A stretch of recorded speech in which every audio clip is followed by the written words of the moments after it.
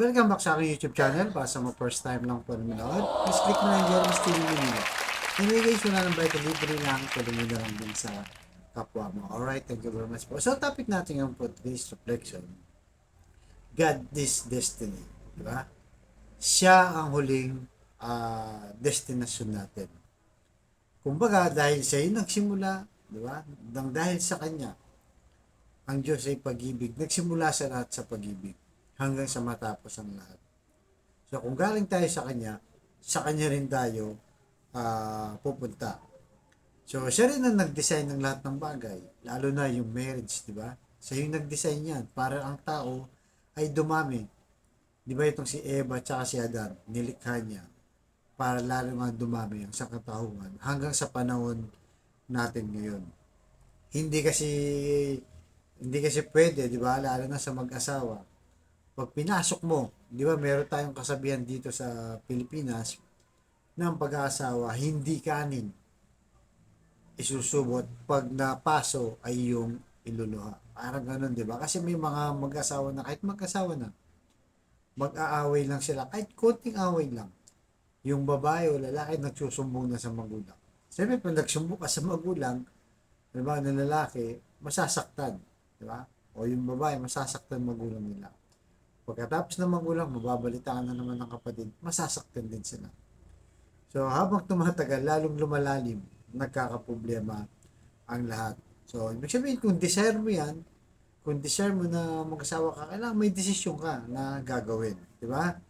Yung disiplina, ang pangunahing kailangan dyan. So, una, halimbawa, gusto mo mag-diet, di ba? Ang desire mo, mag-diet ka, pupunta ka ng gym. Mag-enroll ka sa gym para makapag-diet ka. Pero kung hanggang dun lang, nag-enroll ka, hindi ka naman pumupunta, lagi ka naman absent, di ba? Nasayang lang yung pag-enroll mo. So, wala kang action na ginawa, hanggang desire lang yun. Hindi ka talaga nag-decide.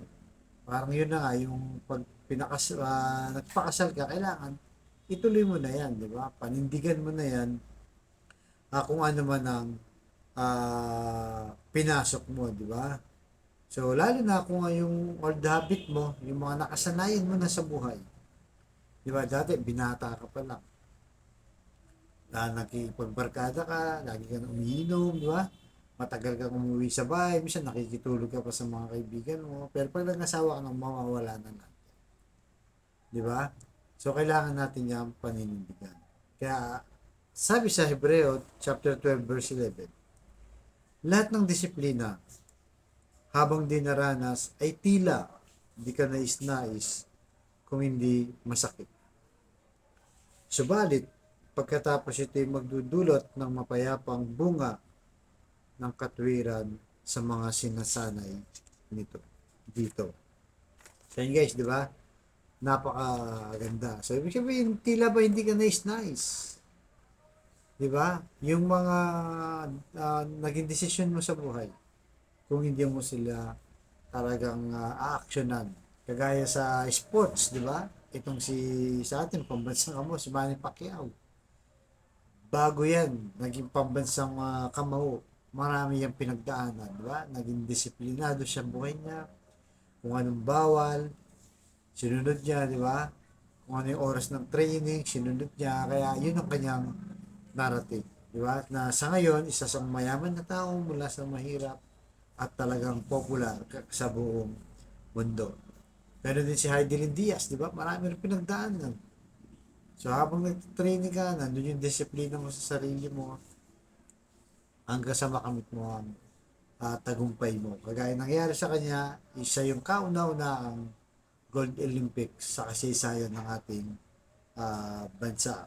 So ibig sabihin, tsaga-tsaga lang tayo, di ba guys? Tsaga-tsaga lang dahil ang destiny natin ay papunta kay Lord. So habang nandito pa tayo, isang physical na katauhan natin, di ba? Kung ano yung kailangan mong gawin, gawin mo na.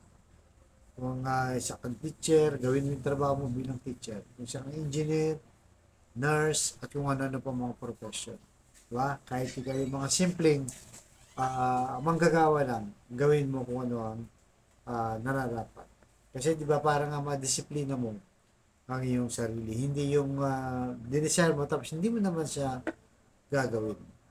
Kaya marami doon ang nagpipail dahil sa hanggang desire lang at hindi ginagawang yung tunay na aksyon o yung decision nila.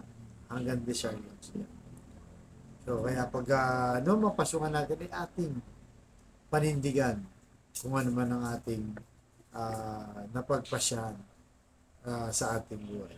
Kaya kung makita niyo, di ba, yung mga athletes sila, talagang disiplinado yan. Pag kumain sila, vegetarian lang, kung ano lang yung calories na kailangan kainin nila, yun lang ang ginagawa nila.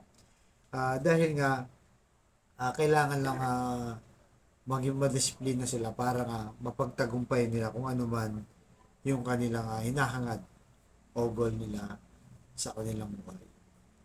Kaya sa kapatid natin ngayon, nanonood sa akin vlog, ikaw na may matinding karamdaman, problema sa pamilya at problema sa pinensya.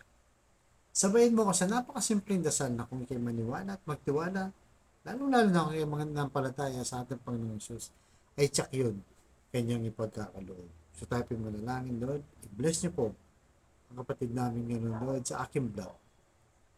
Stage 4 cancer na. May taning na po sa buhay. Matagal ng bedridden daw. Ipuhin niyo po, Lord, ninyo mapagpagaling na kamay. Tanggalin niyo po kanyang karamdaman. Haplusin niyo po para sa kanyang pamilya. Ganon din po sa pamilyang nasira na, Lord. Nagkawatak-watak din sa hindi pagkakaunawaan.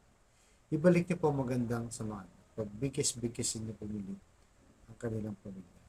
Ganon din po sa financial, Lord, na kailangan namin lahat lalo na, Lord. Yung kapatid namin walang-wala, ultimo pambili ng 1 kilo ng bigas, pambili ng ulam, pamasahe ng mga bata, pambili ng gamot at kung ano-ano. I-bless niyo po, Lord, ang aming anak buhay para sa aming pamilya. At turuan niyo po kami, Lord, na maging disiplinado sa aming sarili. Kahit mahirap pa ito, para makamit namin ang tagumpay sa aming buhay at lalo na yung buhay na walang hanggan na pinagkaloob niyo na darating yung araw, lahat kami ay patungo sa iyong kaharian at darating ang araw ay magkakasama po tayo. Yan po ang dalangin namin doon na sana darating ang araw, lahat ay makapunta sa iyong kahariang pinangako buhay na walang hanggan dan sa lahat. So, dito lang po, abangan niyo sa susunod kong vlog. In the name of the Father, Son, and Spirit. Amen. Thank you very much.